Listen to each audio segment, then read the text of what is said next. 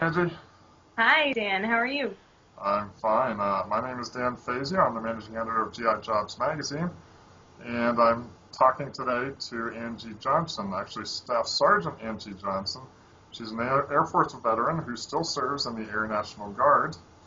And Angie is competing this spring on the second season of The Voice, an NBC reality TV show that's looking for America's next big thing.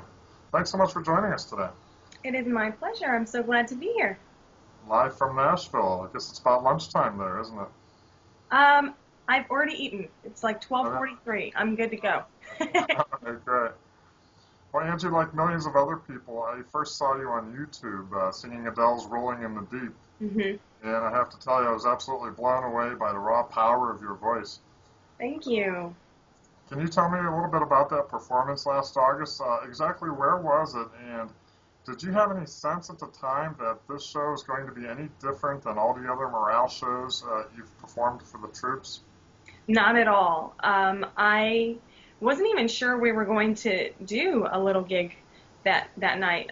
What ended up happening was we were palletizing all of our sound equipment. We're putting it on a big pallet to be loaded onto a cargo plane the next day because we were flying out of country into a new country. And we got a lot of assistance from the crew that worked in the pallet yard, and they helped us, with the heavy lifting, and they helped us with the measurements and making sure everything was on point to put a pallet on the plane. And so we were like, hey, let's just do like 5 songs for him just to say thank you and give him a little break. And um, I literally, right before we'd gotten to the pallet yard, rolled out of bed from taking a nap. I threw my hair back in a bun with a headband on. I didn't have a stitch of makeup on, and I just thought I was going to go do some heavy lifting. That was my mentality. Like, I'm going to go lift equipment. And then we ended up playing for them, and then that gig was what ended up being videoed on someone's phone and put on YouTube. So I had no idea that was going to happen. And then you weren't even using a microphone, were you? No, we didn't have any electronic equipment. It was Yeah, all acoustic. All of our gear was already palletized, so right, we kept right. out our acoustic gear to be able to play him some tunes. Did you have any idea that the video was going to be posted on YouTube? No idea. I had no idea until 2 days later when it was posted. I didn't even know who posted it, and I kind of went on a little manhunt of my own trying to figure out who it was. Who was that airman that put that video on YouTube? Did you And find out? I did find out eventually, and we got to meet, and we stay connected, via Twitter and Facebook. So yeah. Wow, that's awesome. What was your reaction when you heard that the video was just absolutely taking off? I freaked out. I totally freaked out. My husband is the one that told me about it, and he was like, "You got to go online and check out this YouTube link. The song of you singing Adele is viral. It's all over everything." And I was like, "You're lying. Like that's just a mean joke. Why would you say that? That's mean." And it was true. I went online and I looked, and I was like, oh my gosh, I know exactly when this was. This was 2 days ago. I'm not wearing any makeup. I can't believe this many people have seen this. So I was just shocked. What do you think it was about that video that made it so viral? I think I've had to think about this a lot. I think that it is the fact that it is very raw. There's no electronic equipment, and it's acoustic. I think that the fact that it's in an impromptu setting, it's not on a stage. I'm standing on a pallet. um, I think that and the fact that the audience wasn't huge. I think there were maybe that started out with 10 people in the audience. It grew to maybe 40 by the time we were done. But yeah, I just think that there were a lot of elements of the fact that it was very organic and it was very raw and it was not something that looked like it was planned because it wasn't. And then also that we're military. A lot of people all over the world have deployed family members, and they needed to feel that connection with them and needed to know that happy things were happening where their loved ones are. So I think all of those things combined kind of made that video heartwarming for most, something that they wanted to share. you ironically had given up on your dream of making it in the music industry months before your video went viral. And so, in that context, what advice would you have for other service members who are maybe preparing to transition from the military to pursue their own dreams? I would say the best advice that I could give is to have a very clear plan of action. Don't get out of the military and just kind of float around in the civilian world in the oblivion. Definitely have exactly what you want to accomplish set out in front of you. Write it down if you have to, and have those goals in mind, and utilize all of the different tools that the military offers for people who are transitioning back into civilian life. The VA will help. MilitaryOneSource.com will help.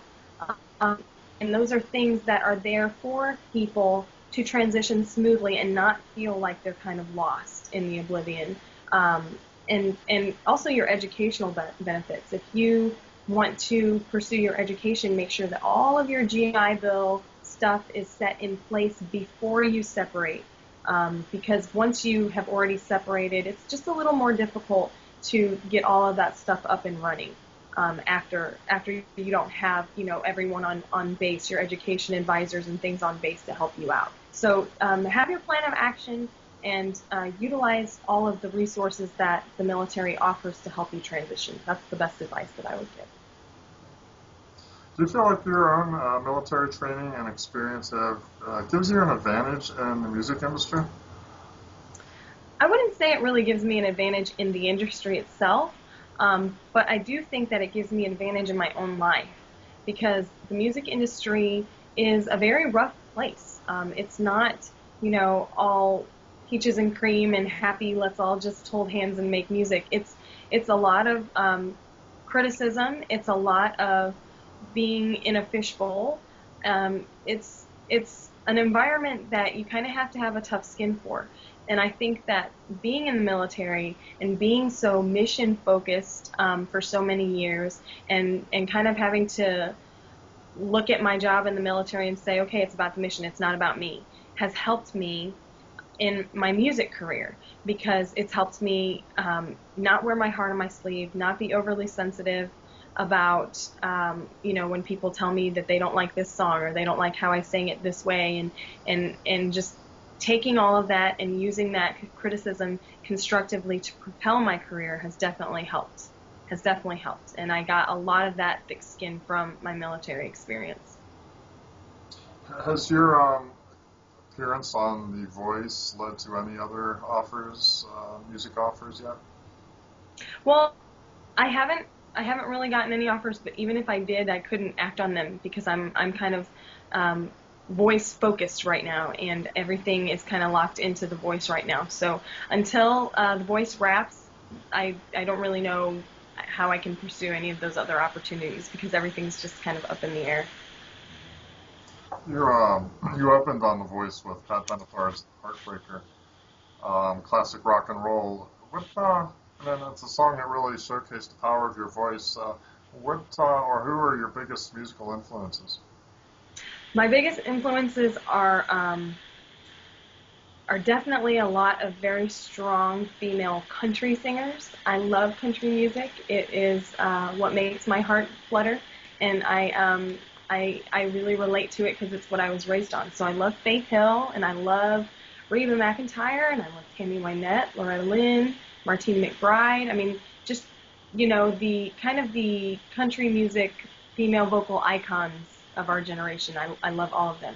And then, of course, with my Air Force band experience, I've had to kind of diversify my repertoire. So I've been exposed to a lot of rock and a lot of soul music and a lot of blues. So I listen to a lot too. Of course, Whitney Houston, bless her soul. I got my transition from female country artists into kind of the soulful, more R&B style by listening to Whitney Houston. She was pivotal. She was a pivotal point in my musical growth, and then from her I listened to Mariah Carey, and I mean the list could go on and on. I love really strong female vocalists. I like guy singers too, and I actually really like singing male songs as a woman. As a female, I like to sing male songs. I love Daughtry. Um, I like to take guy rock songs and sing them as a girl. I sing "Don't Stop Believin'" from Journey with Sidewinder, my military band. I think it just gives a little fresh spin on male songs. Yeah, you mentioned "Don't Stop Believing." I actually came across a recording of you and Sidewinder performing "Don't Stop Believing" for a group of aircraft mechanics who worked overnight shift, and they couldn't go to any shows when they came, so you guys went to them and performed. And it was hysterical. I mean, they're just goofing around and having a really good time. And That's that video is my favorite YouTube video because, I mean, it hasn't gone viral. It doesn't have as many plays as the Adele one, but that video shows exactly why we do what we do as military band members.